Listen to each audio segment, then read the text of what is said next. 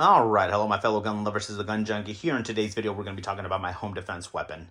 Now, before we start the video, guys, just to let you know, safety is always my biggest concern. So there are no bullets in here. Cleared out. Pretty good. Again, well. All right, so which one do I use for my home defense weapon? And people wanted me to answer a few questions, which I'll be doing in this video as well. Now, the one I use is the Diamondback AR-15, 16-inch barrel. People want to know how much I paid for it. I paid $700 for this, pretty much almost as is. I only added 3 things to this gun. But I know a lot of my friends that got this pretty much similar gun and paid about $1,300. But to the guy that I go to here, he has his own gun store. He's had it for about 25 years. He gets great deals all the time. He knows all these gun shops and everything. He knows all these manufacturers as well. Again, he's been in the business for a long time. He ended up getting about 20 of these for a really good price. He's like, hey, man, you want one of these? $700, take it right now. I'm like, I'll take it, man. And again, came out pretty well. Mag pull. Everything great with my iron sights as well. Pretty much what I added to this gun was the Warhammer charging handle. I added the bad lever and the grip here. So not too much to it. And people tell me, why aren't you putting a scope on it, or why aren't you putting a red dot? And I'm going to explain that as well. Now, to explain that first, and then I'll explain the home defense situation.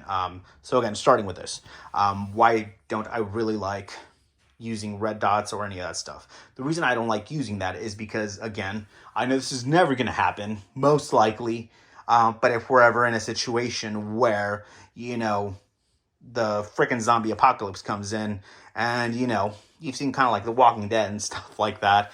Again, most likely it's never going to happen. Or, you know, we get invaded by a foreign country, Russia or China or something like that. If I'm ever pushed out to live out in the wilderness, you know, in my cabin and stuff like that, we're going to run out of batteries.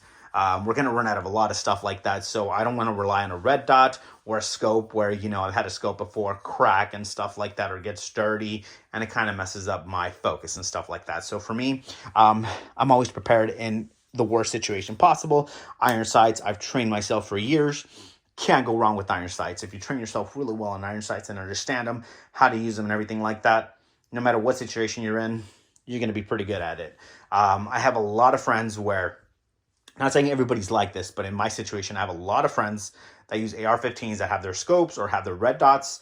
They suck with iron sights. In my situation, I'm good with iron sights, and the scope is like the extra perk that comes in where I'm already good at scope. And the reason for that is because, you know, it's easy to translate from iron sights to scope, where it's harder to translate a scope or a red dot to iron sights. And yeah, I mean, that's pretty much how I fall on that. I know, again, it's dramatic. We're probably not going to get in that situation, but if we ever do, again, your red dot dies, you need a battery for it. You have a flashlight, your battery dies, you're useless.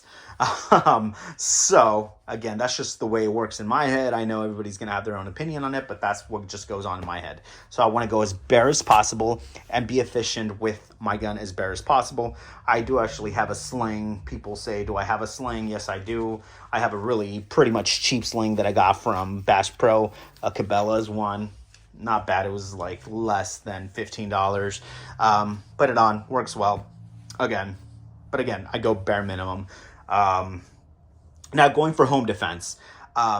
Yeah, so home defense situation, people tell me, well, why don't you have a light? You know, at least have a light.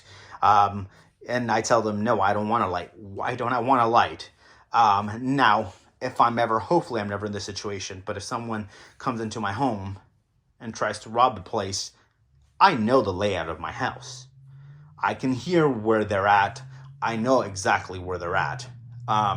They don't know where I'm at. They don't know the layout of my house. So everything's pretty much random to them. If I pop up the light, then they're going to know where I'm at. You know, they're going to see the reflection of the light or whatever it is.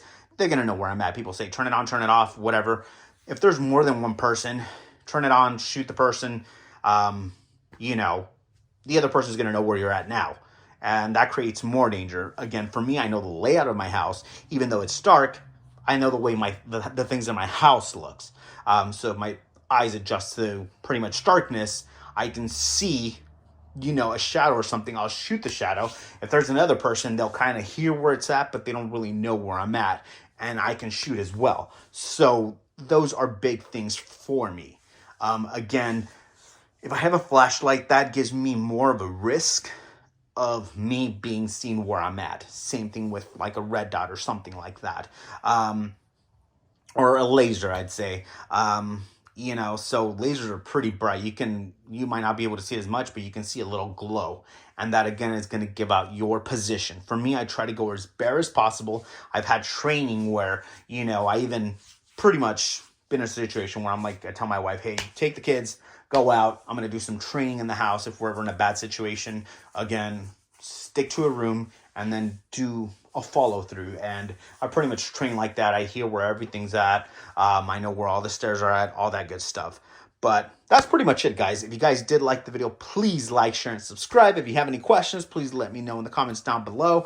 I will be buying a semi-automatic shotgun soon, so if you guys can help me out and give me good recommendations down in the comments down below, that'd be flipping great. Thank you guys for watching. I'll see you guys next time.